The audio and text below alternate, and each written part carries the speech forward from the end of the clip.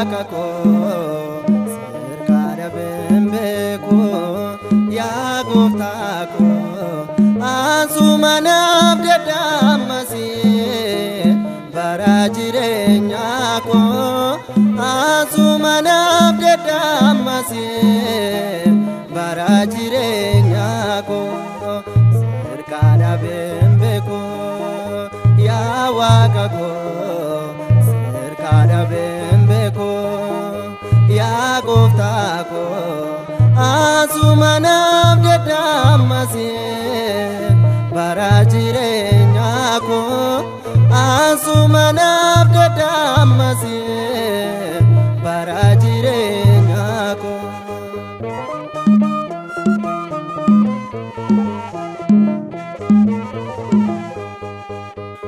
Rakinani bade yonjoreyo kampirana taus yonabeyo gara labese kona wamada esa biras debi nanargada faisa birain kabu waka kwansi male situna gargara rakoko madale sirkaa dhabeen beeku yaa waaqa koo sirkaa dhabeen beeku yaa gooftaa koo asuma naaf dadhaammasii bara jireenyaa koo asuma naaf dadhaammasii bara jireenyaa koo.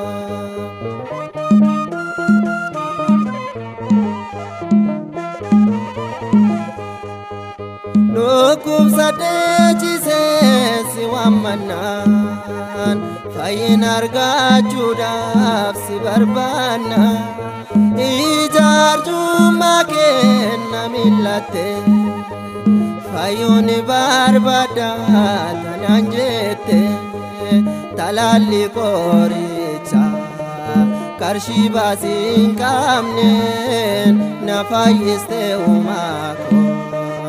Anoma silane sirkaa dhabeen beeku yaa waaqa koo sirkaa dhabeen beeku yaa gooftaa koo asuma naaf dadhaammasii bara jireenyaa koo asuma naaf dadhaammasii bara jireenyaa koo.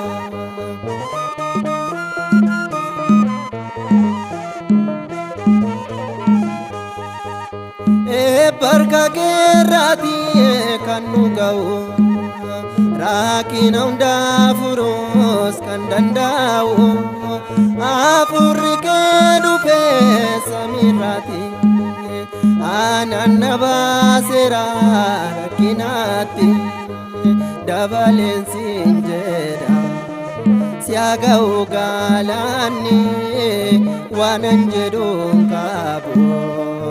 Ulfaadhu baaraani sirkaa dhabeen beeku yaa waaqa koo sirkaa dhabeen beeku yaa gooftaa koo asuma naaf dadhaammasii bara jireenyaa koo asuma naaf dadhaammasii bara jireenyaa koo sirkaa dhabeen beeku yaa waaqa koo sirkaa dhabeen beeku yaa gooftaa koo asuma naaf dadhaammasii bara jireenyaa koo asuma naaf dadhaammasii bara jireenyaa koo.